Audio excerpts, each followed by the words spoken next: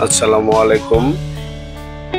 আজ কামরাঙ্গীরচরে আনুষ্ঠানিকভাবে উদ্বোধন হলো জনতার বাজার, ন্যায্য মূল্যের বাজার সবার জন্য। এখানে পাওয়া যাচ্ছে শাকসবজি, মাংস, ডিম, দুধ ও তাজা মাছ একেবারেই সাশ্রয়ী দামে। এটা হচ্ছে ক্যাশ কাউন্টার। এখান থেকে আপনার প্রয়োজনীয় বাজারের তালিকা করে বিল করে নেবেন এবং এখানে এসে জমা দিবেন। এখানে জমা দেওয়ার পরে আপনাকে আপনার প্রয়োজনীয় বাজার দেয়া হবে। এই বাজারের মধ্যস্থতা ভোগী নেই, কৃষক সরাসরি বিক্রি করছেন আর ক্রেতা পাচ্ছেন স্বচ্ছ দামে পণ্য।